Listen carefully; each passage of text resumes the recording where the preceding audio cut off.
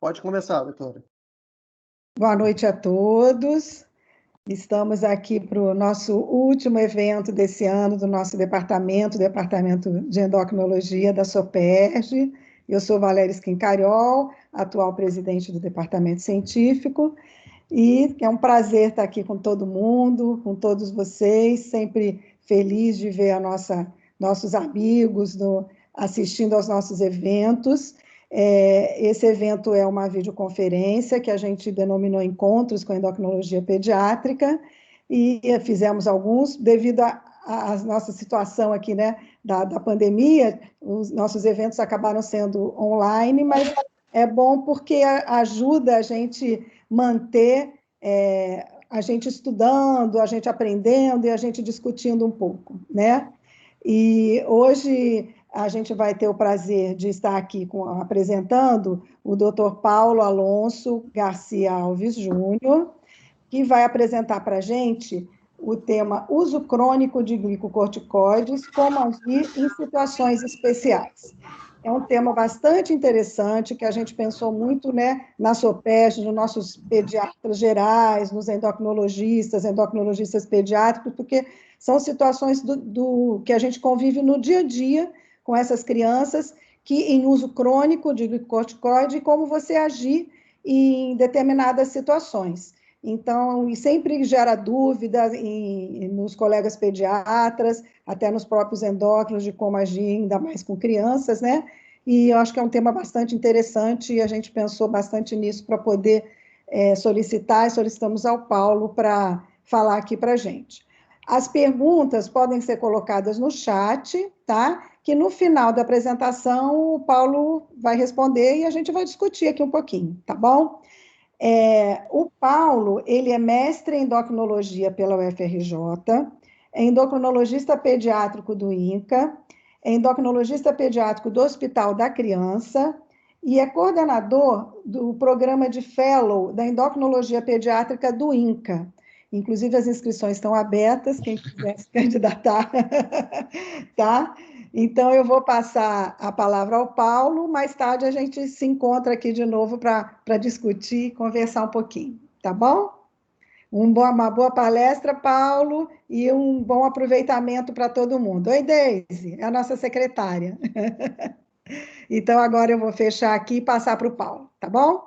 Vamos lá. Paulo, com você agora. Tá ótimo, boa noite a todos. Valéria, muito obrigado pela confiança de sempre, estamos aqui mais uma vez juntos. Diego, obrigado pelo suporte também de sempre. Sem você, assim, isso aqui não ia conseguir funcionar de jeito nenhum, tá? Bom, deixa eu só compartilhar aqui a tela para a gente começar a bater esse papo de hoje. Pode continuar, doutor. Muito bem. Então, assim, a ideia nossa era falar um pouquinho de temas diferentes que a gente não está tão habituado a falar nos congressos, né? Então, assim, vamos para a prática, vamos ver o que a gente tem de dificuldades quando a gente está lá na beira do leito, por exemplo, né? Ou no atendimento ali no consultório. Então, a ideia é falar do uso crônico de corticoides e como agir em situações especiais. E aí, assim, nesse período aí de pandemia, nada melhor que uma paisagem dessa, que era onde a gente estava querendo conversar um pouquinho sobre isso, né? Então, assim, de preferência lá num lugar com all inclusive, a palestra sendo ali na beira da praia, mas a ideia dessa foto daí, além de trazer, assim, para uma descontração, né? Porque, assim, no início, isso aqui era para ser uma conversa, era conversando com o endocrinologista, então a ideia é fazer bem informal. Mas a ideia dessa foto, na verdade, é aquela famosa pergunta, né? Assim, o que você levaria para uma ilha deserta?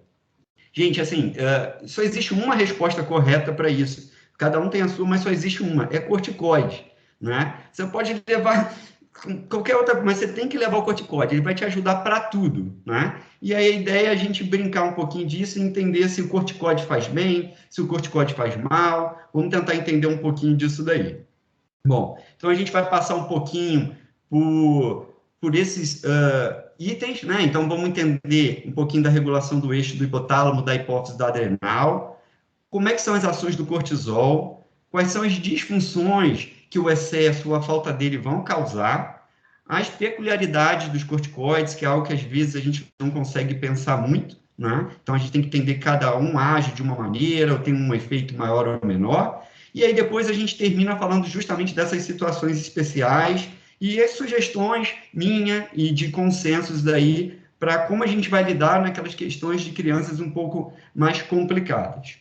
Bom, então aqui aquela tirinha, o principal disso daqui é só para tentar falar para vocês que aquela famosa história de fadiga adrenal não existe, tá? Então isso é algo criado hoje por alguns médicos, mas que a sociedade hoje não entende essa terminologia. Bom, qual é o contexto, então, disso? Então, o que a gente vai ter?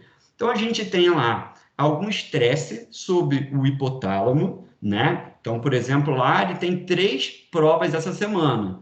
E aí, isso leva a um estímulo para que a hipófise possa produzir o ACTH e esse ACTH possa estimular a adrenal a produzir o cortisol e a gente lidar com todo esse estresse que está acontecendo, né? O que acontece? Uma vez produzido esse cortisol, o cortisol vai precisar fazer um feedback negativo para tentar diminuir esse estímulo, tá? E é assim que a gente vai trabalhar dentro da endocrinologia, né? São sistemas de alça que a gente vai chamar de feedback. Então, a gente tem feedback positivo do estresse, mandando do hipotálamo para a hipófise, mais um positivo para a adrenal, ela produz o cortisol, mas esse vai fazer um feedback negativo na hipófise e no hipotálamo, e aí todo esse daqui vai se equilibrar, tá legal? Bom, então, mais uma vez, então a gente vem lá ou com alterações do ciclo circadiano ou fatores estressores que vão atuar no hipotálamo, né, naqueles núcleos paraventriculares, eles, com as terminações nervosas, vão lançar o CRH naquele sistema portal da hipófise, e isso vai estimular as células corticotróficas a produzir o ACTH, que vai atuar na adrenal, e como eu falei, vai produzir o cortisol e vai fazer um feedback sobre essas alças. Então, a gente tem lá um esquema de feedback, né, e o cortisol como um produto final. Bom, como é que esse cortisol é produzido? Essa não é a intenção da aula, tá? Mas é só para que vocês possam entender que para o cortisol ser produzido, ele precisa passar por várias ações enzimáticas e gera alguns metabólitos, que às vezes a gente pode ter algum grau de deficiência, mas não é a ideia, e que uma vez esse cortisol formado, ele vai atuar no tecido periférico, e lá ele pode sofrer ação de uma enzima, que é a 11-beta-desidrogenase, que ela pode converter o cortisol a cortisona, que é a forma inativa. Isso acontece principalmente em tecidos que precisam mais de um efeito mineral no corticoide, então para justamente esse cortisol não se ligar no receptor de glicocorticoide, ou essa própria cortisona depois pode ser realmente remetabolizada agora pelo tipo 1 da desidrogenase. Então a gente ainda tem uma ação periférica também. Bom, uma vez esse cortisol lá na circulação, ele vai correr, né, ou ligado a algumas proteínas, geralmente tem a própria carreadora, né, ou pode ser albumina, mas a parte que conseguir ficar livre vai acabar entrando na célula e ela se liga num receptor que é intracelular. Esse receptor entra para o núcleo, se liga lá àqueles fatores de promoção do DNA, estimulando então a transcrição e a formação lá de uma proteína que vai ter as ações relacionadas ao cortisol. Então, ela pode ter uma ação, por exemplo, anti-inflamatória, imunossupressão, metabólica, tudo isso. Bom, esse cortisol, ele vai atuar praticamente em todos os tecidos do corpo. Mas, assim, essas são as áreas de maior alteração. Então, assim, os corticoides, em situações de estresse, então vão atuar na inflamação, tentando reduzir todo esse dano, vão atuar numa resposta imune, podendo reduzir um pouquinho toda aquela resposta imune condicionada pela infecção. Ele acaba alterando a questão de manutenção e homeostase dos fluidos. Então, por exemplo, no choque, ele pode favorecer com que você retenha um pouco mais de líquido, possa lidar com aquilo. Existem as alterações neurológicas, né, que às vezes acabam sendo só vistas, na verdade, como um efeito adverso. E um dos principais também que a gente vê muito são os distúrbios metabólicos. Afinal de contas, a gente precisa ter energia para lidar com toda aquela situação de estresse, né? Bom, o que acontece? Bom, lá na década de 40, eles começaram a usar corticoides para artrite reumática. E aí eles começaram a usar em doses muito altas e ver, assim, que era espetacular. Então, as pessoas que tinham toda aquela clínica melhoraram absurdamente. Só que logo depois, todo esse entusiasmo começou a cair, porque, na verdade, eles começaram a perceber que estavam gerando muitos efeitos colaterais. Então, eles começaram a entender a necessidade de redução de doses, e aí, na década de 60, 70, essas doses já começaram a cair para perto de 15 miligramas, e a partir da década de 90, eles já conseguiram ver que doses ali na casa dos 5 miligramas de dia seriam capazes de controlar a doença sem gerar todos esses efeitos colaterais que a gente vê. Não tem só esses, existem vários outros, e a gente vai tentar conversar um pouquinho sobre isso. Mas a primeira coisa que a gente tem que entender é isso. Então, a administração de corticoide exógeno pode levar a uma supressão de todo aquele eixo que a gente conversou. E isso pode levar a efeitos adversos muito graves. Bom, na endocrinologia, esses excessos de cortisol eles podem vir por diversas vias. Então, a gente pode ter lá, por exemplo, um tumor na hipófise, que é o que a gente chama de doença de Cushing, né? Então, ele produz muito ACTH, que vai estimular a adrenal a produzir muito cortisol. A gente pode ter aquele ACTH ectópico, que é bem comum, por exemplo, em tumores tipo células pequenas pulmonares, que aí vai gerar o mesmo tipo de ação. A gente pode ter os adenomas ou carcinomas de adrenal, em que eles passam a produzir o cortisol de maneira autônoma. Isso vai levar, na verdade, a um feedback, né, lá, negativo, só que não adianta, porque isso aqui é autônomo, então ele não vai ligar para esse feedback aqui que está cortado. Mas a ideia da aula hoje é a gente conversar sobre a parte de corticoide exógeno. Então, a partir do momento que a gente toma esse corticoide exógeno, ele vai lhe mandar o feedback, e isso vai levar, né, ao feedback negativo, as glândulas adrenais acabam atrofiando, dependendo do tempo de uso, e pode ser que se em algum momento você precisar tirar esse tipo de medicação, essas adrenais não consigam responder às demandas do organismo. Daí a importância da gente estar conversando aqui hoje, né? Bom, falando dos efeitos, né? Então, o excesso vai levar ao que a gente chama de síndrome de Cushing, que são clássicos, né? Então, é o famoso bebê Michelin, a gente vê aquela pletora facial, tendência a telangiectasia, hemorragia, as gibas. O mais importante que a gente mais geralmente vê em crianças é aquela famosa queda da velocidade de crescimento. Então, às vezes é até fácil de diferenciar, por exemplo, da obesidade exógena, porque na obesidade exógena você tem um aumento do crescimento e um aumento de peso, né? E aqui, no caso, você acaba limitando esse crescimento, né? O cortisol ele acaba limitando tanto, inativando esse eixo aí até para a liberação de GH, como ele acaba atuando também na placa óssea. Fora isso, tem diversas outras alterações que a gente já conhece, mas isso aqui é mais para ilustrar esse excesso, o que pode acontecer.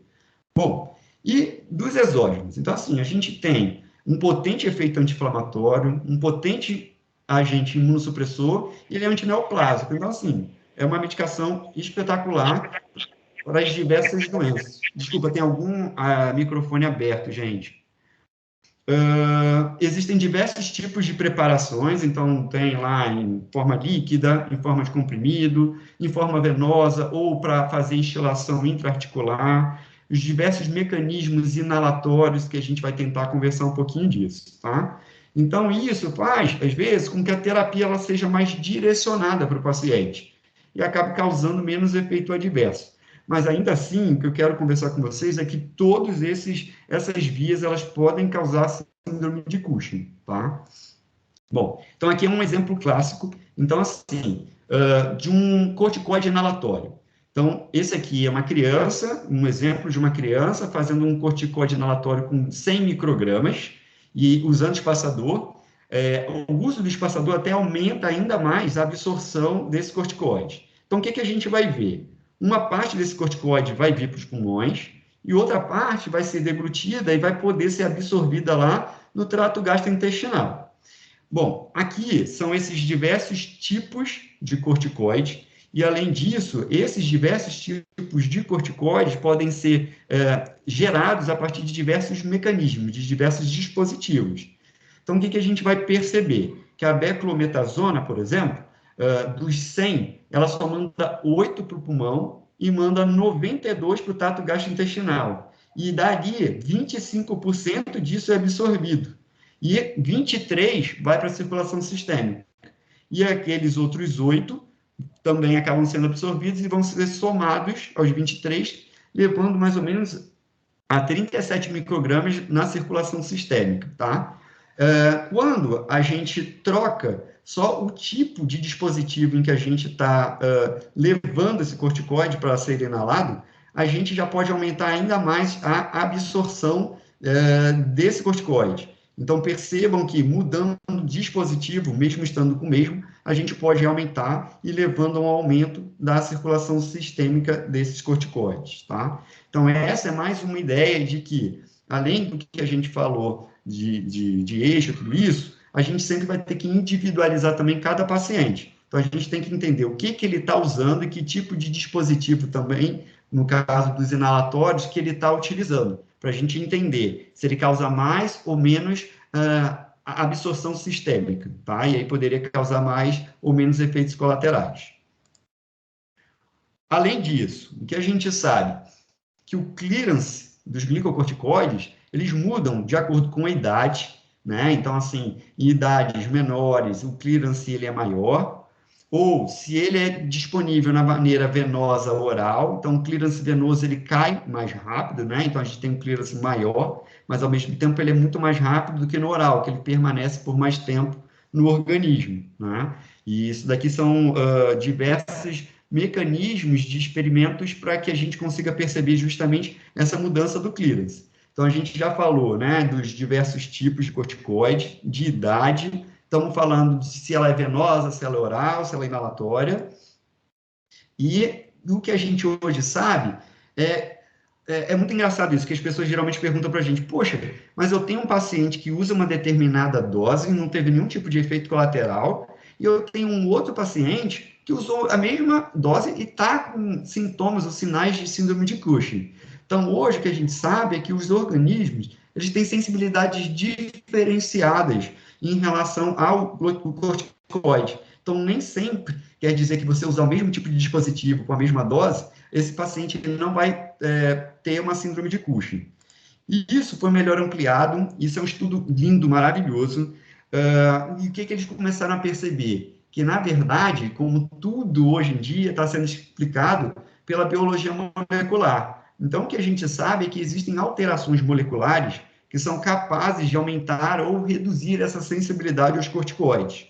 Então, esse daqui foi um trabalho com mais de 500 pacientes, eles dividiram em 2 coortes, uma primeira só pediátrica, uma segunda de validação também só pediátrica e uma de adulto. E aí tem todo o dado demográfico, mas o que eu quero mostrar para vocês? Nessa coorte que usava só corticoide inalatório para asma, e aí tem aqui mais ou menos a dose, pelo menos assim, 35% tinham algum grau de insuficiência adrenal quando a gente bota aqui como critério de corte, que depois a gente vai falar sobre isso, o cortisol de 18. Então, assim, nos pacientes asmáticos, 35% dele tinham algum grau de insuficiência adrenal. Se a gente reduzir um pouquinho o corte, só 7% desses, tá? Bom, então o que eles viram? Que aproximadamente 35%, isso foi visto com um teste de cortrosina de 1 micrograma, isso é uma linguagem mais comum, né, para os endocrinologistas, usando um corte de 18. Só que o que eles perceberam? Quando eles foram ver esses pacientes de insuficiência adrenal, eles descobriram que, assim, eles descobriram 60 SNPs, que são aqueles polimorfismos, né, que pode acontecer na população, mas, assim, tinham 60 que estavam relacionados a esses pacientes que tinham esses graus de insuficiência adrenal. Então, eles validaram lá, mostrando que, na verdade, essa alteração molecular dessa variante acabou levando a uma maior sensibilidade aos corticoides, fazendo com que esses pacientes tivessem maior probabilidade de uma síndrome de Cushing e, na tentativa de retirada, a evoluir com uma insuficiência adrenal. E aí ele tenta trazer isso em razão de chances para a gente, né? Então, comparando as 2 cortes pediátricas e aqui comparando a de adulto com as pediátricas, mas uma razão de chance ali de quase 5 ou de quase 4 para que você tenha algum grau de insuficiência adrenal. Então, toda aquela história que a gente estava falando de sensibilidade, que a gente, existe, mas a gente não sabe explicar, está começando a ser explicada, tá? Então, assim, acho que com novos estudos de avaliação molecular, a gente vai conseguir descobrir ainda mais polimorfismos relacionados a essa propensão à insuficiência adrenal. Bom, e além disso que eu falei para vocês, existem diversos tipos de corticoides. Cada um desses corticoides exógenos vão ter algum tipo de ação. Então, alguns têm mais ação anti-inflamatória, outros vão ter mais ação mineralocorticoides. Então, você vai indicar cada um dependendo do que você está querendo. Então, muitas das vezes, a gente acaba vendo pessoas prescrevendo os corticoides de uma maneira totalmente assim, ao acaso. Passa esse, mas você vai precisar entender, na verdade. Se é um paciente asmático, eu não posso deixar ele fazer com que ele retenha muito fluido. Então, talvez eu tenha que fazer uma escolha para algum corticoide que não tenha tanta ação mineralocorticoide. Quando eu estou num paciente com choque, num paciente com infecção, eu preciso de volume para lidar com aquilo. Então, eu preciso passar para um corticoide que tenha uma ação mineralocorticoide. Daí a importância da gente saber e entender as diferenças de cada um. Além disso, o que a gente sabe é que, por exemplo, dexametasona, por exemplo, ela não sofre muita ação daquela alteração enzimática do tipo 2, então ela acaba não sendo muito convertida para a forma inativa, tá? Então ela dura mais, tem uma potência maior, uma meia-vida maior dentro do organismo. Bom, e aí o que era aquilo que eu estava tentando falar? Então, o que a gente sabe? Então, a gente vai usar lá, por exemplo, o cortisol como uma base para a gente tentar entender os efeitos anti-inflamatórios. Então, digamos que ela tem um poder de 1 de anti-inflamação. Então, o que a gente sabe? Que a prednisona ela vai ter 4 vezes essa ação anti-inflamatória. A betametasona tem 25 vezes essa ação. E a dexa, 30 vezes. Então, se eu estou querendo lidar com uma situação num paciente em que eu preciso atuar sobre inflamação, é melhor eu utilizar algum corticoide de alta potência. E aí, daí as escolhas geralmente de dexametasona e o de betametasona, tá? Agora, vamos pensar aqui na questão do mineralocorticoide. Então, o que a gente sabe? Por exemplo, a prednisona tem lá um efeito muito pouco sobre o efeito mineralocorticoide. E a dexametasona, praticamente nenhum. Então, tentar utilizar a dexametasona num paciente que tem um quadro de choque ou sepse não vai te adiantar. Ela não vai conseguir reter água e líquido. E aquele famoso Florinef, né? Posso falar porque a gente só tem esse, tem 200 vezes a potência de reter o sal. Então, por isso que a gente utiliza ele, por exemplo, em quadros de hiperplasia adrenal congênita, na forma perdedora de sal, em que a gente precisa absorver esse sal. Outra coisa que a gente vai precisar sempre ficar atento é para meia-vida, então alguns corticoides têm uma meia-vida mais curta, outros mais longa, e isso vai fazer com que a gente disponibilize qual é o tempo de tratamento desse paciente, né? De quantas em quantas horas ele precisa repetir a tomada de medicação dele. Bom, aqui é mais ou menos o que a gente falou, e aqui são umas sugestões de assim, qual tipo de corticoide você deveria utilizar, né? Dependendo de qual é o teu objetivo. Mas eu acabei falando disso, eu acho que dá para a gente passar dessa daqui. Bom, onde esse corticoide vai agir? Então, assim, metabólico, né? Vai estimular qualquer forma que a gente aumente a energia para o organismo, para que ele possa lidar com o estresse, para que você possa fugir daquela situação. Na ação imunológica anti-inflamatória, então reduz linfócito, aumenta neutrófilo, reduz migração. No metabolismo ósseo é onde a gente toma um cuidado muito grande, tem um risco muito grande para osteoporose. A gente já conversou também em relação a crescimento, então ele vai ter ação tanto inibindo o osteoblasto quanto ativando osteoclastos e levando uma menor redução da densidade mineral óssea. E ações cardiovasculares, aumentando resistência periférica, uma tendência à hipertensão, ele acaba aumentando também a permeabilidade vascular. Então, tudo isso são os efeitos do corticoide, que, se em excesso, pode trazer isso de uma maneira inesperada. Bom, quando é que a gente vai pensar, na verdade, na disfunção por mais? Quando é que a gente vai pensar na síndrome de Cushing? Então, é aquele paciente com uma obesidade refratária, que tem as faces características, estria, aquelas estrias mais largas, arroxeadas, a presença de giba, né, aqui supraclavicular, ou aqui em occipital, o paciente que é hipertenso, com dificuldade de controlar com antihipertensivo, aqueles hiperglicêmicos que nem sabem, nem perceberam, e aí depois a gente vai acabar podendo passar para triagem mesmo, né, e aí dessa triagem podendo fazer os exames, que a gente pode avaliar com cortisol urinário elevado, cortisol de 24 horas, ou usando testes de supressão com dexametasona. Essa não é a minha intenção da aula, eu quero falar justamente do oposto, tá? Quero falar mais da insuficiência adrenal. Então, vamos falar agora da retirada do corticoide. Então, tem uma terminologia chamada síndrome de retirada de corticoide. O que é isso? Toda vez que você tenta tirar esse corticoide do paciente, duas coisas podem acontecer. Ou a doença de base que estava sendo usada para o tratamento, ela voltar, e às vezes ela acaba voltando de uma forma muito mais potente, ou ele trazer os efeitos justamente de uma atrofia da adrenal, que a gente falou. Então, essa adrenal atrofiada acaba não conseguindo produzir o cortisol e leva esse paciente a um quadro de insuficiência adrenal. Daí a importância da gente sempre fazer a redução gradual e lenta dos glicocorticoides, né? Que a gente vai dar o nome aqui de desmame, tá? Bom, quando é que eu vou suspeitar que um paciente meu que usa corticoide, ele está em risco de ter essa insuficiência adrenal? Então, alguns não estão aqui, mas esses são a grande maioria. Então, qualquer paciente que esteja recebendo glicocorticoide em dose maior que o equivalente a 10 miligramas por metro quadrado dia de prednisona por mais de 3 semanas, é um grande paciente com risco de você tentar tirar e ele ter insuficiência adrenal. Doses de corticoides noturnas maiores que 2,5 miligramas por metro quadrado também por mais de algumas semanas.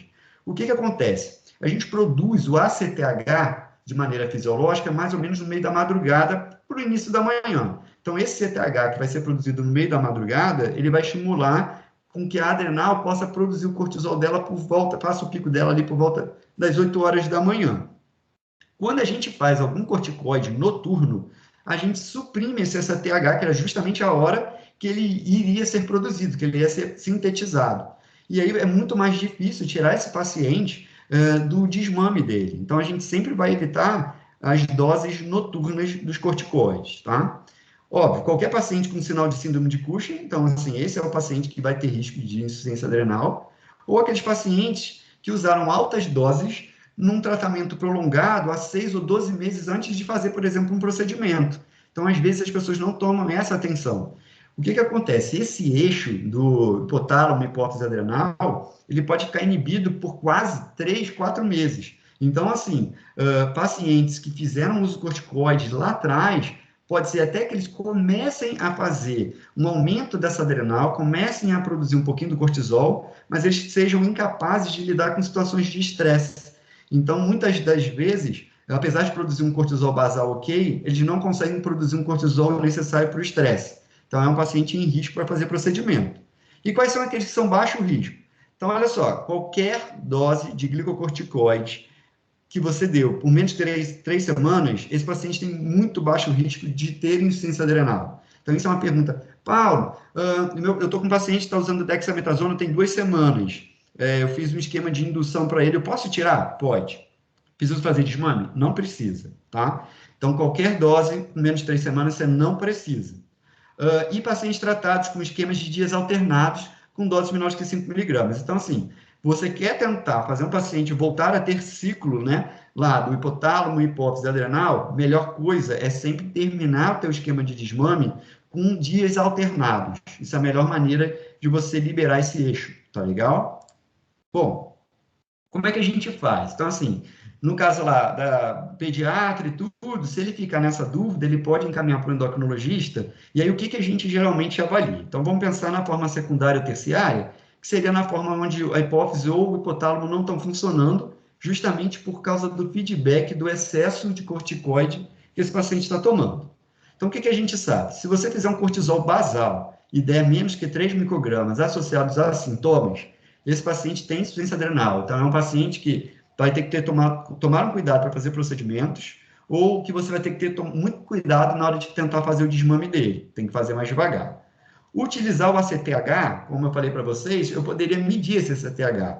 Só que isso é um exame muito difícil. Ele precisa ser processado de maneira muito rápida, ele precisa utilizar, de preferência, espectrometria de massa para a gente conseguir entender isso melhor. Então, não é muito aconselhado usar o ACTH. Em casos de dúvida, você poderia utilizar ele para te ajudar, mas usar ele como um teste para falar se o paciente tem insuficiência adrenal ou não, eu não aconselho. O ideal são os padrões ouro. Então, o que a gente tem de padrão ouro? São os testes funcionais. O mais conhecido, então, é o teste da cortrosina. tem muita dúvida na literatura se é melhor com 1 micrograma ou com 250 microgramas, que é a ampola de 250.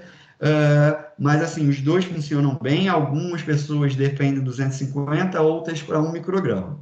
Outra possibilidade é usar o ITT, né, usar o teste de insulina, e alguns autores recomendam também a tentativa de usar o teste com glucagon, mas existe muita crítica em relação ao teste, tá? Mas isso aqui seria o padrão ouro. Só que hoje em dia, assim, tá difícil conseguir o ACTH, a gente tem acabado caminhando mais para o teste com insulina, né? O que a gente vai fazer aqui? Então, esse paciente recebe a cortrosina venosa e a gente mede o cortisol 30 a 60 minutos. Então, no tempo 30 minutos ele colhe um novo cortisol e no tempo 60 minutos ele colhe um outro cortisol.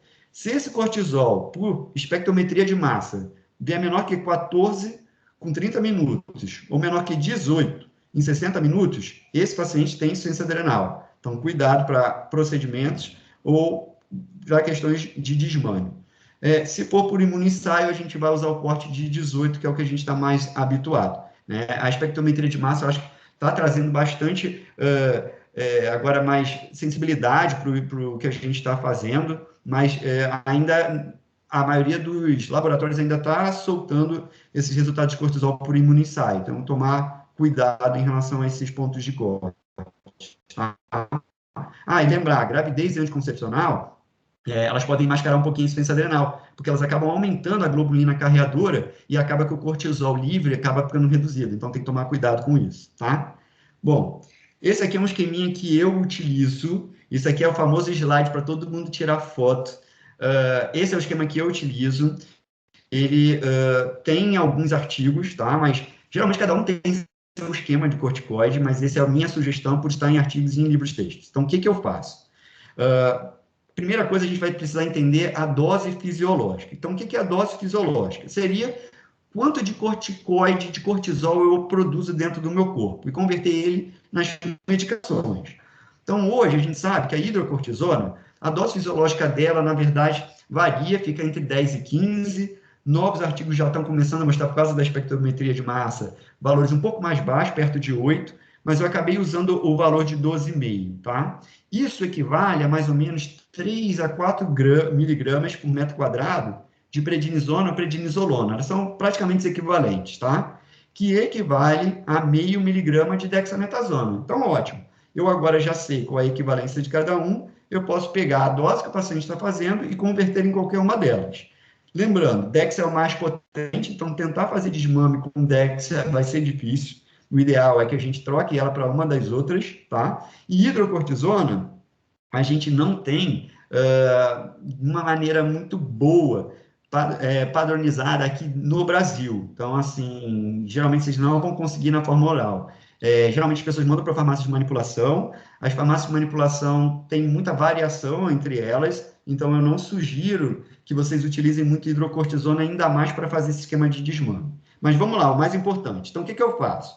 Você tem duas possibilidades. Então, assim, digamos que o paciente está usando uma dose extrema de corticoide. Você pode cair direto para 3 doses, para 3 vezes a dose fisiológica, tá? Ou você pode reduzir 50% a cada 3 dias, até você chegar nessa 3 vezes a dose fisiológica. Combinado? A partir daí, essa redução vai ser mais lenta. Então, você vai levar 7 dias para levar ele de 3 vezes para 2 vezes a dose fisiológica. Mais 7 dias para uma vez, mais 7 dias para trazer ele para uma vez a dose fisiológica, mas em dias alternados. E aí você espera entre 7 e 14 dias e vai fazer a dosagem de cortisol basal no dia que ele deveria tomar o corticoide, mas sem tomar. Ou seja, 48 horas depois da última tomada dele de corticoide, tá? Bom, se esse cortisol vier maior que 18, você pode suspender, tá tudo bem. Se ele vier maior que 10, o que eu aconselho vocês? Pode suspender, mas eu sugiro que vocês deixem com o paciente uma carta de estresse, que, em caso de febre, em caso de procedimento, ele vai ter que fazer uma dose extra de corticoide, tá legal? E doses entre 5 e 10 são doses meio área cinzenta, as pessoas não sabem muito o que fazer. Então, o que eu sugiro é tentar dar uma olhada qual era o corticoide que ele estava utilizando e quanto tempo, e avaliar. Se for um paciente de fácil contato com você e consiga entender todo os efeitos possíveis da insuficiência adrenal, eu acho que dá para você suspender, deixando ele com uma carta, tá?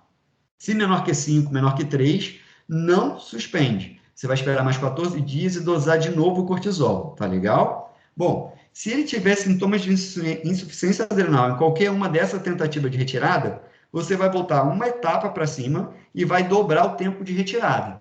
Então, agora, digamos que ele tem aqui um quadro de, sei lá, dor abdominal, uma fraqueza, está vomitando. Volta para cá, para 2 vezes dose fisiológica, e você agora vai passar a reduzir só a cada 14 dias. E aí tudo passa a ser a cada 14 dias. Então, essa é uma maneira que a gente tem para tentar. Digamos que o paciente não conseguiu descer a partir daqui. Provavelmente é um paciente córtico dependente. Ele vai precisar ficar com essa dose aí por um grande tempo. E pode ser que depois você possa tentar, mais uma vez, fazer essa redução. Mas, provavelmente, esse é um paciente mais hipersensível. Pode ser que ele tenha aquela genética que a gente conversou lá no começo da aula, mas desfavorável, fazendo com que ele acabe tendo sintomas mais precoces e mais crônicos de insuficiência adrenal, tá? Bom, aí agora é o tema da aula, então vamos falar das situações especiais. Que situações especiais são essas? Então, já falei para vocês, né? Então, uma situação normal, hipotálamo estimula a hipófise a produzir a CTH, que vai fazer a adrenal produzir o cortisol, e isso vai ligar lá as proteínas e chegar lá nos tecidos. E isso vai fazer o feedback negativo. Bom, se eu tenho algum grau de dano, alguma doença, esse sistema ele vai ficar todo hiperexcitado. Então, assim, a gente vai estimular demais esse hipotálamo, que vai estimular demais a hipófise, que vai fazer com que a adrenal produza muito cortisol e ele vai ter a ação necessária para lidar com aquele momento lá do estresse, tá? E se eu tenho alguma insuficiência adrenal, então um paciente, por exemplo, que usou corticoide de maneira crônica, esse mecanismo ele não vai funcionar. Lembra? A gente está com todo esse eixo aqui inativo. Então, é o paciente que vai acabar evoluindo com um quadro de insuficiência adrenal e evoluindo muito mal, tá? Então, essa aqui é a ideia do que a gente vai falar de situações especiais. Então, o que a gente está lá esperando do efeito metabólico? Então, a gente vai ter uma hiperglicemia, uma hipertensão, uma retenção de sódio líquido, no caso de síndrome de Cushing, e na insuficiência adrenal, uma tendência à hipoglicemia, hipotensão e hipovolemia. Por que é importante entender isso? Poxa, se eu vou levar esse paciente para fazer uma cirurgia, eu tenho que entender qual o contexto que eu estou. Porque, assim, num eu posso dar volume, no outro eu não posso. Num eu tenho que dar glicose, no outro eu tenho que dar insulina. Então, é fundamental que aquela visita anestésica seja bem feita, que o pediatra consiga falar, idealmente, para o anestesista, quem é o paciente, como é que ele se comporta, para qual dos dois espectros que ele está evoluindo, para que o anestesista consiga lidar muito bem durante todo o pré-operatório, tá? Bom, então vamos falar lá das cirurgias e procedimentos. Como é que a gente vai fazer? Então, lá, durante a cirurgia, a gente tem o estresse, então a gente tem aquela hiperativação de todo o sistema que a gente falou. Além disso, a gente vai ter uma ativação do sistema adrenérgico e do simpático.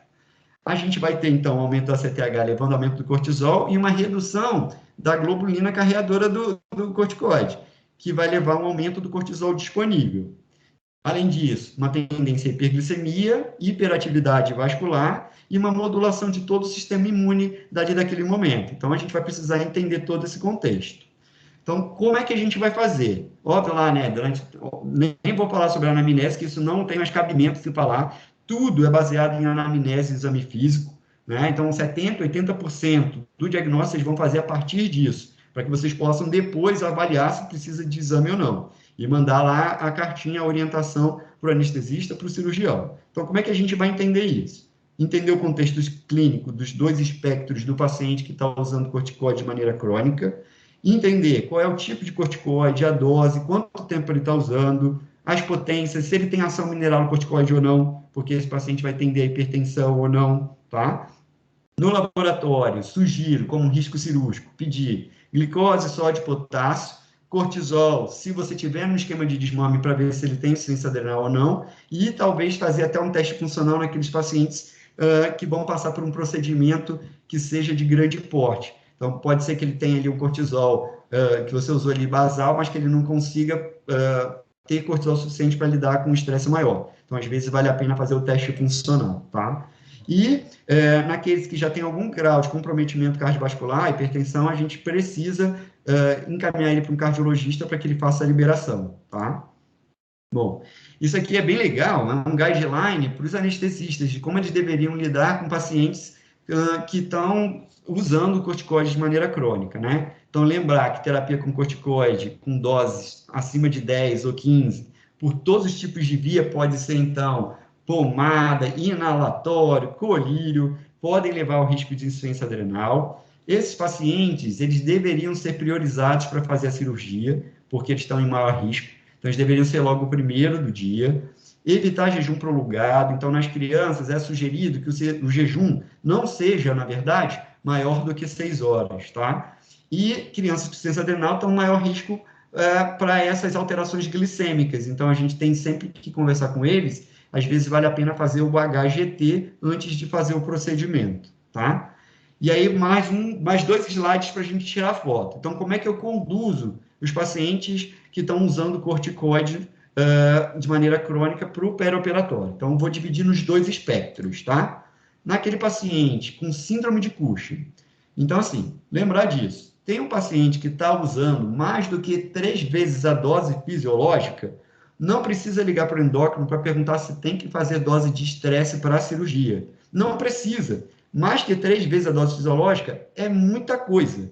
Apesar de ser usado, por exemplo, a nível da reumato, a nível da oncologia, doses muito altas, para a gente, doses igual a 3 vezes a dose fisiológica, que corresponde, por exemplo, a, sei lá, 12, 15 miligramas de prednisona, já são suficientes para conseguir levar esse paciente para todo o estresse cirúrgico. Então, você não precisaria dar nenhum tipo de corticoide ali no perioperatório ou na indução anestésica. Lembrar que a hidratação vai ter que ser com uma restrição relativa. Então, a gente está falando de síndrome de Cushing, ele tem uma tendência a ter mais edema, então a ser mais congesto.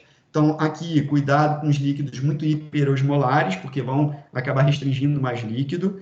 Monitorizar PA, usar agente antihipertensivo se for necessário. Mais uma vez, lembro da glicemia. Então, o ideal é que durante todo o operatório faça de hora em hora, e se for necessário, a gente vai usar insulina, tá? Bom, e como é que eu faço no contrário? No paciente que eu estou prevendo que tem insuficiência adrenal, ou que eu vi que ele tem insuficiência adrenal. Então, a gente utiliza hidrocortisona na dose de 50 ou 100 miligramas venosa, 30 minutos antes da indução anestésica. Depois, você vai deixar 50 miligramas por metro quadrado a cada 6 horas, ou infusão contínua enquanto durar o procedimento, tá? E depois, você vai deixar esse paciente depois 2 vezes a dose fisiológica de corticoide por mais 48 horas. Depois disso, você pode trazer ele para a dose habitual dele. Só tem que ficar de olho se ele não vai fazer nenhum tipo de choque ou nenhum outro tipo de alteração. Pode ser que ele faça algum grau de alteração metabólica, por exemplo, não tão relacionado ao corticoide, mas ao próprio procedimento, tá? Então, sempre ter atenção. Nesses casos, a gente vai sempre garantir hidratação e agora a gente vai precisar de líquidos mais hiperosmolares, monitorizar PA, porque pode ser que a gente precise fazer aquelas famosas etapas rápidas, sempre avaliar balanço hídrico, glicemia, então posso ter uma hipoglicemia, então pode ser que eu precise botar glicose no meu soro, e é sugerido evitar o uso de etomidato, né, que é um agente usado um agente anestésico, mas que ele pode acabar atuando, na verdade, inibindo todo esse processo aí do cortisol, e aí poderia agravar ainda mais a insuficiência adrenal do paciente. Então, essa aqui é a minha cartinha de orientação no perioperatório para pacientes com insuficiência adrenal, tá? Aqui, mais ou menos tudo que eu falei, tá? Mas está dentro justamente daquele consenso, eu deixei aqui a referência para vocês pegarem, mas ele se baseia basicamente mais ou menos no que a gente falou, então nem vou passar por aqui. E agora eu vou falar de outra coisa. Vamos falar de Cushing iatrogênico, aquele famoso paciente que chega para a gente, que está passando pomada para troca de fralda, não sabia que a pomada tinha corticoide. É o paciente que está botando instilação nasal, que não sabia que tinha corticoide. É o paciente que está usando muito corticoide inalatório para tentar controlar a asma, mas que, de repente, não foi percebido que ele poderia, de repente, associar um outro tipo de medicação para tentar controlar a asma que não precisasse aumentar tanto o corticoide. Então, são esses pacientes que vão chegar para a gente. E aí, como é que a gente vai orientar? Como é que a gente vai sugerir, tentar tirar esse paciente do quadro de Cushing por uso desses medicações que não seriam pela via oral? Então, lembrando, né, qualquer corticoide, mais uma vez, seja ele tópico, inalatório, ele tem o potencial de suprimir esse eixo, e esse grau de supressão vai depender de dose, duração, frequência e tempo de uso, tá? Bom, e aí aqui mostrando justamente o grau de supressão em duas maneiras, né? Aqui por urina de 24 horas, aqui avaliando com cortisol lá das 8 horas, e mostrando que determinados tipos de corticoides têm maior potência para poder inibir o cortisol. Então, a gente sempre vai prestar atenção qual é o tipo de corticoide que eles estão usando. E aqui, mais uma vez, aquela famosa lista lá da Dermato. Então, todos os tipos de corticoides tópicos, a potência deles, e ou seja, a capacidade deles de suprimir o eixo. Então, isso daqui foi visto numa coorte de pacientes que tinham 202, 6 pacientes tinham síndrome de Cushing. Então, apesar de usarem só o corticoide tópico, eles apresentavam uma grande sensibilidade e apresentavam sintomas e sinais de síndrome de Cushing. Então, não é porque é uma pomada que não vai causar. A gente ainda tem que lembrar disso. Então, peles mais finas, por exemplo, de bebês, vão absorver mais. O tipo de pomada que a gente está utilizando. Então, tem que tomar muito cuidado e conversar com esse paciente, tá? Paulo, e aí? Mas agora você está me falando, então, que você tem uma pomada, entendi que é isso, a gente tem que tirar ele. Como é que eu vou fazer? Vou reduzir a pomada à metade? Como é que eu vou fazer isso? Então, o que a gente sugere?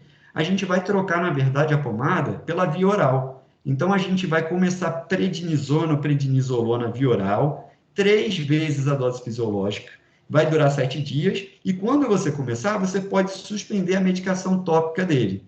E aí depois a gente vai seguir aquele mesmo esqueminha que eu falei antes. A gente passa para 2 vezes a dose fisiológica por 7 dias, 1 vez a dose por 7 dias, depois dias alternados por 7, e faz a dosagem do cortisol como a gente conversou antes, tá? Então, assim, como é que a gente tira, então, o paciente com Cushing tópico ou inalatório?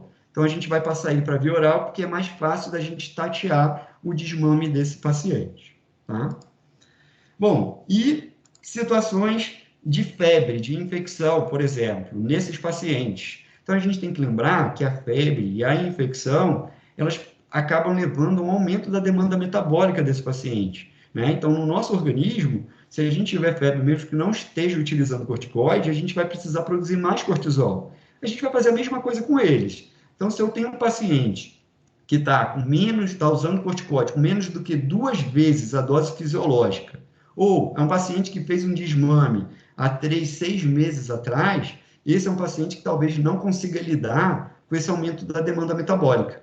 Então, o ideal é que, ou se ele está tomando, que a gente leve ele pelo menos para 2 vezes a dose fisiológica, ou se ele não está tomando nada, que a gente dê para ele só durante a febre o tratamento com corticoide com dose fisiológica dobrada, e depois que acabe a febre a gente pode retirar, tá? Sempre deixando uma cartinha de orientação para esses pacientes. Então, assim, eu tenho uma cartinha que é institucional, acabei não trazendo para cá, mas nessa cartinha fala justamente isso. Então, assim, se você tiver sinais, né? Então, dorzinha na barriga, vomitando, desidratação, fraqueza, geralmente aquela fraqueza mais proximal, primeira coisa, procurar emergência, levar essa carta, e é uma carta de orientação para o emergencista saber o que ele deve fazer, porque é um paciente que tem que chegar lá e entender que é um paciente em risco de insuficiência adrenal. Na maioria das vezes, esse paciente, quando a clínica não é tão exuberante, o próprio paciente, o próprio pai, né, o responsável, pode dar o corticoide para o paciente e ver se ele melhora.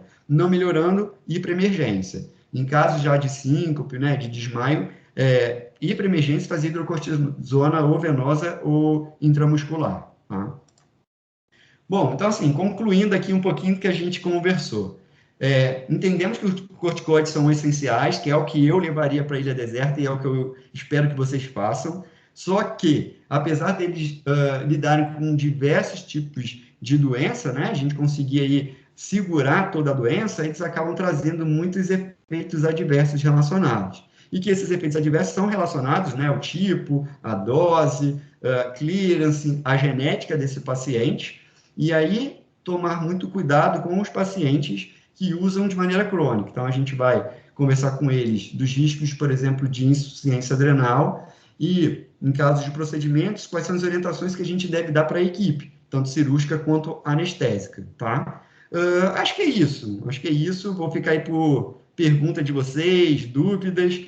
É um pouquinho aí dessa minha visão um pouco lá do INCA, oncológico, e do Hospital da Criança, que a gente acaba lidando muito com cirurgia, com transplante, e a gente acaba lidando muito com um paciente que usa de maneira crônica os corticoides, tá? É isso. Eu acho que vocês devem ter muito caso clínico aí para compartilhar comigo.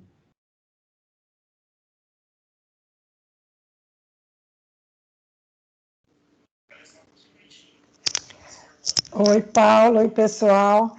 Olha, a aula foi maravilhosa, tá, Paulo? Como sempre, queria agradecer a sua disponibilidade. Valéria, Tá? elogio de amigo não vale. Ai, olha só, e foi muito boa, adorei. Eu acho que assim, muito como você falou, muito prática para o dia a dia, muito elucidativa.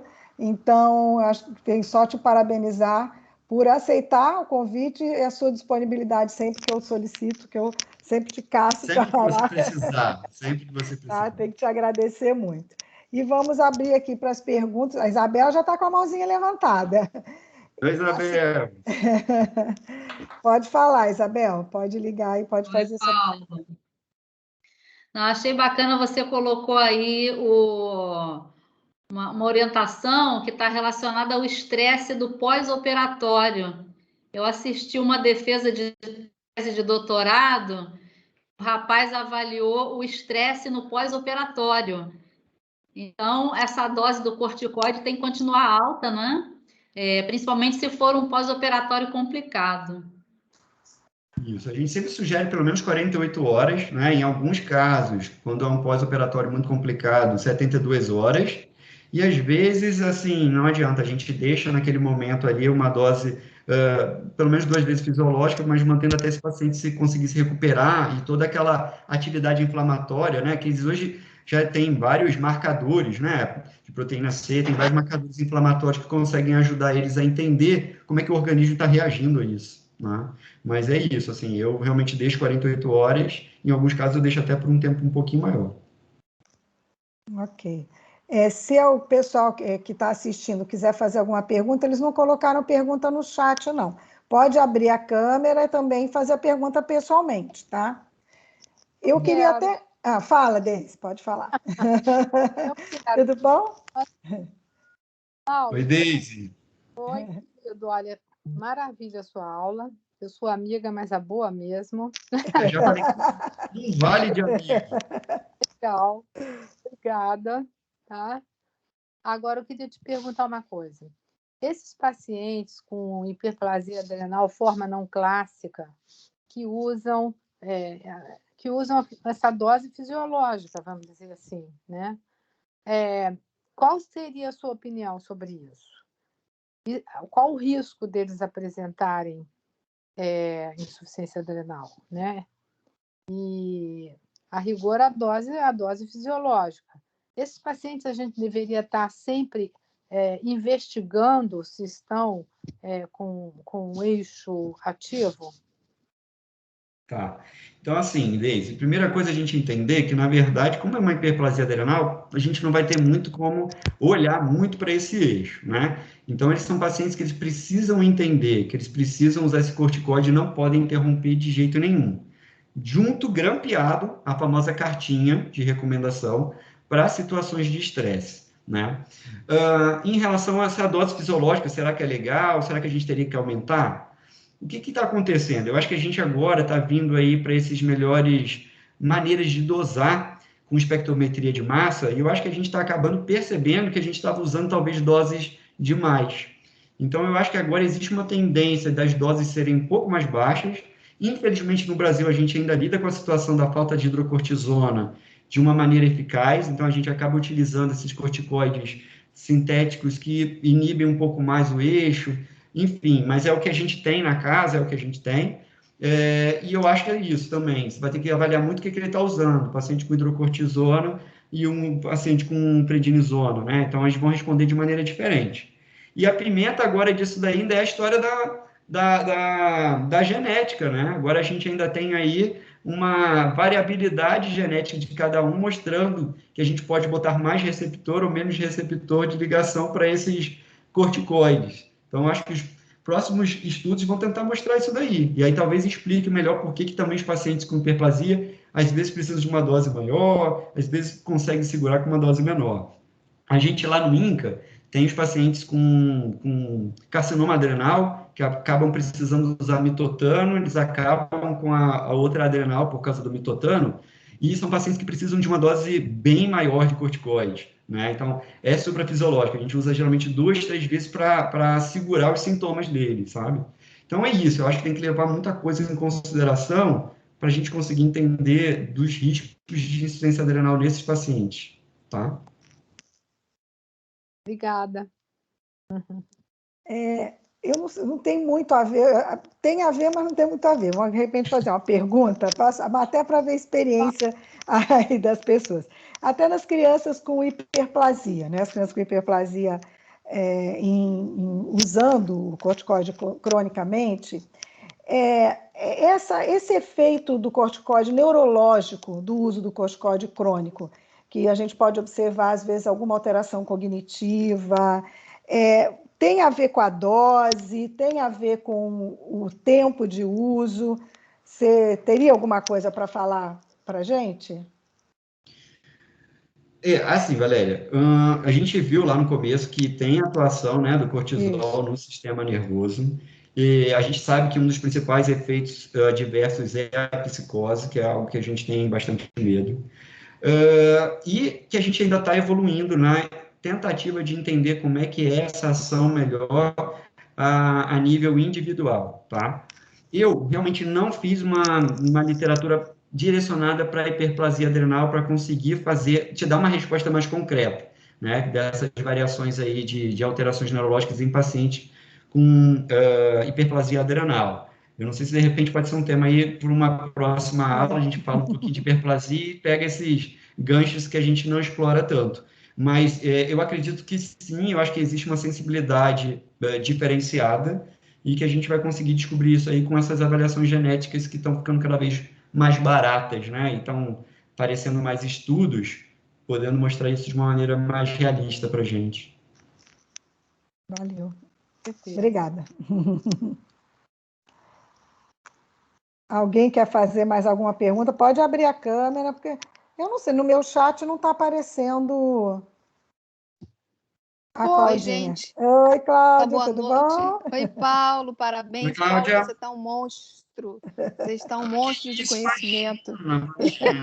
Espetacular e muito prático. Adorei, fiz print de tudo, vou guardar. Muito bom. Excelente. Não, gente, é o nosso dia a dia, né? O que a gente tem visto de criança com xingoide, nossa, dermatite atópica. A gente atende cada coisa horrível, né?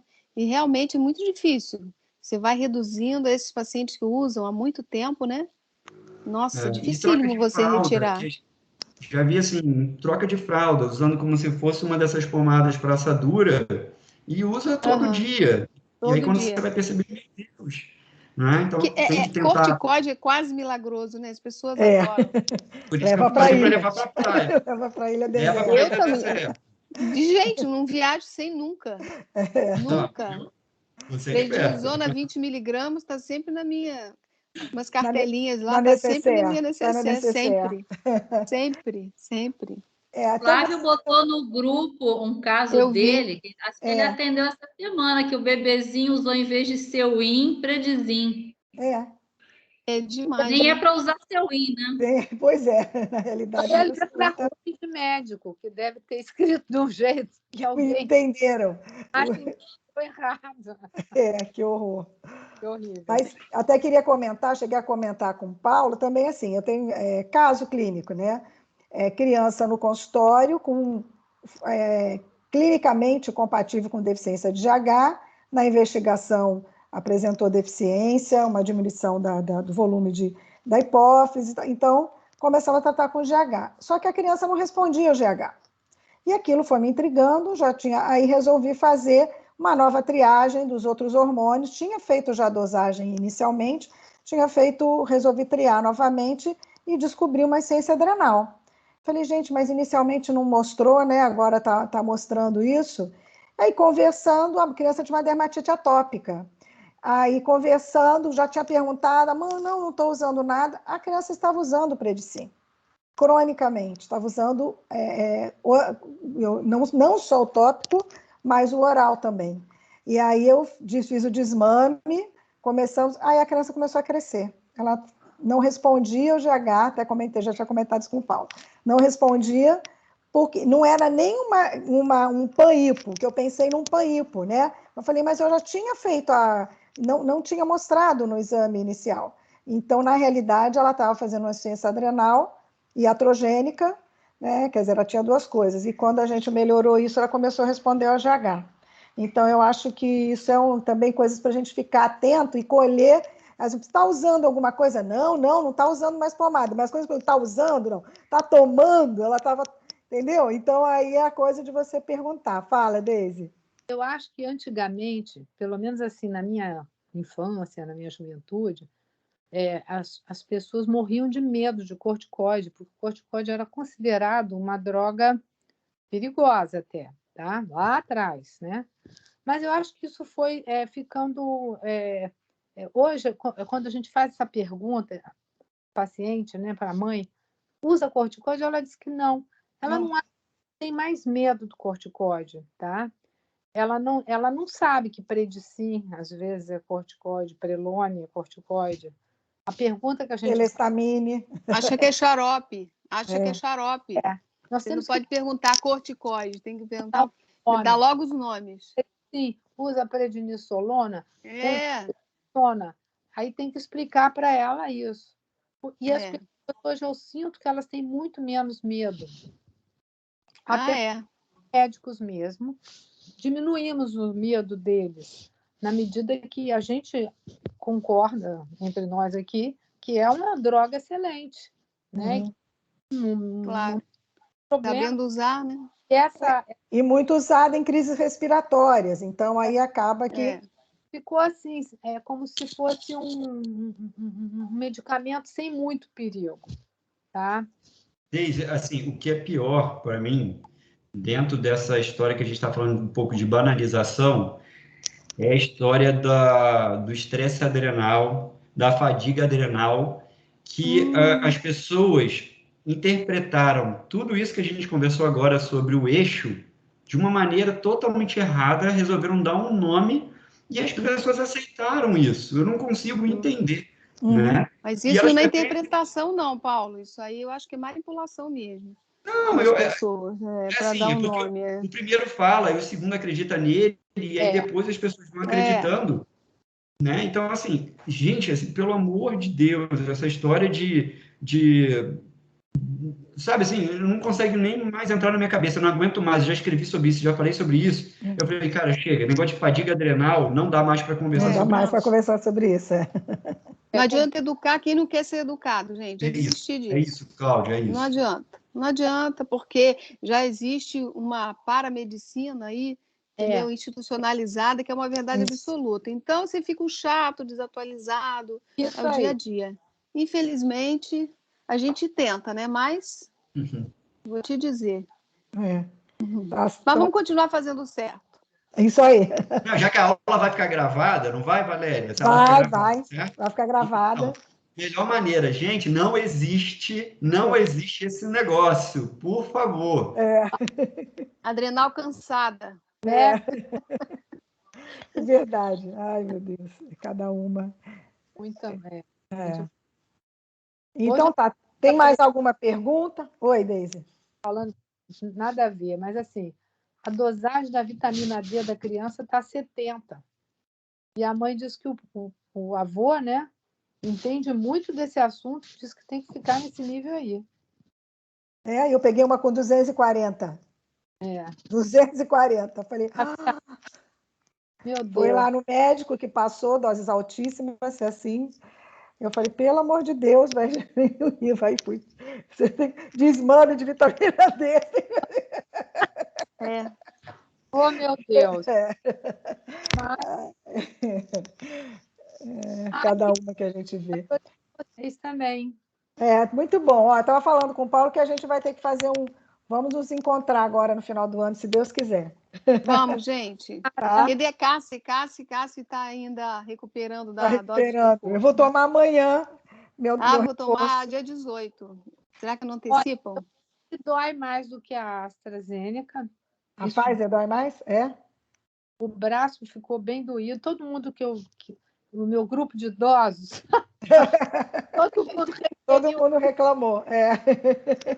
Agora, tudo bem, gelinho passa. Tem alguma coisa assim, febrinha aí. Eu ainda estou cansada até hoje. Eu tomei sexta-feira. Ixi! Eu vou tomar amanhã. Vamos ver minha semana. Maravilha, para a gente poder se encontrar. Muito bom, Paulo. Isso aí.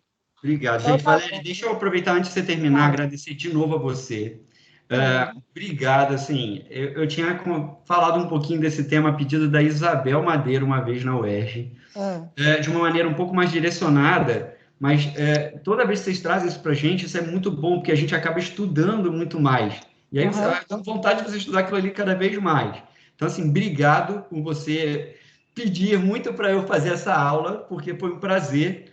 E obrigado principalmente todo mundo que ficou aqui, porque, assim, é o que eu estou falando, né? A gente agora trabalha no trabalho e trabalha quando a gente chega em casa. Né? A gente trabalha muito mais do que a gente trabalhava. Então, assim, poxa, eu vi bastante gente, muitos amigos aqui, obrigado. E você ainda disponibilizar um pouquinho do teu tempo, que seria de lazer, para descansar, para poder estar aqui conversando e vendo a gente, é sensacional. Só tem que agradecer todo mundo. A gente que agradece adorei. a você. Deise, você está sem som. Vai, Deise, fala. Eu estou com som. Agora apareceu. Obrigada, Paulinho, por você estudar para a gente. Obrigado. Obrigada mesmo. Aí eu que tenho que agradecer, como eu te falei.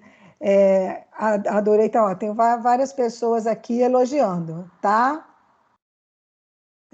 Tá um monte de gente elogiando aqui também, várias pessoas aí no chat, acho que você já consegue ver o chat aí.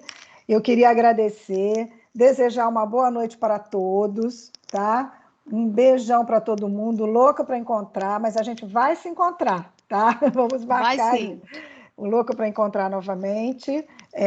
Vamos ter o nosso CIMEP no início do ano que vem, né? O nosso simpósio de endocrinologia pediátrica, e aí vamos estar todo mundo juntos e vamos ver como é que, de repente, a gente faz meio híbrido aí, consegue se ver, tá bom?